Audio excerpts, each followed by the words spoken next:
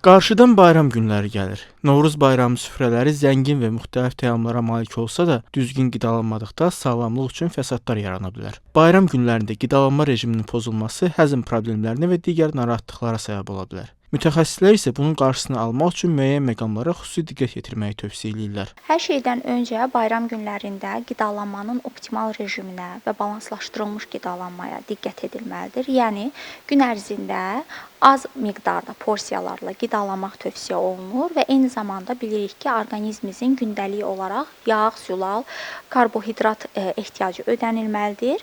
Yəni yeməkləri yeyərkən, seçərkən bunlara diqqət edilməlidir.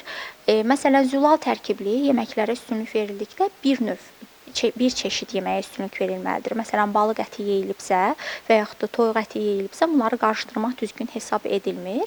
Ümumiyyətlə isə lif tərkibli qida məhsulları, yəni tərəvəzlərdən bol şəkildə istifadə olunmalıdır. Mütəxəssislər həmçinin bildirir ki, bayram günlərində mayonezli salatlardansa zeytun yağı ilə hazırlanan yüngül salatlara üstünlük vermək daha faydalıdır. Bayram süfrələrinin ən sevilən və əvəzolunmaz yeməklərindən biri olan plovun da uzun müddət saxlanılması sağlamlıq üçün risk yaradır. Plovu hazırladıqdan sonra günlərlə o qalır, bayatlaşır və təkrar qızdırılır.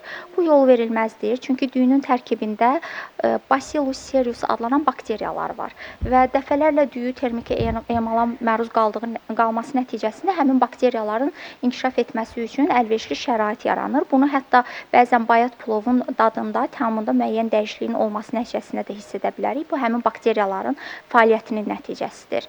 Bayram süfrələrində müxtəlif içkilərin həddindən artıq istehlakı da sağlamlığa mənfi təsir göstərə bilər. Mütəxəssislər bildirir ki, mayenin yeməkdən 30 dəqiqə əvvəl içilməsi həzm prosesini yaxşılaşdırır və orqanizm üçün daha faydalıdır. Sağlamlıq üçün ən yaxşı seçim isə adi su və ya təbii içkilərdir.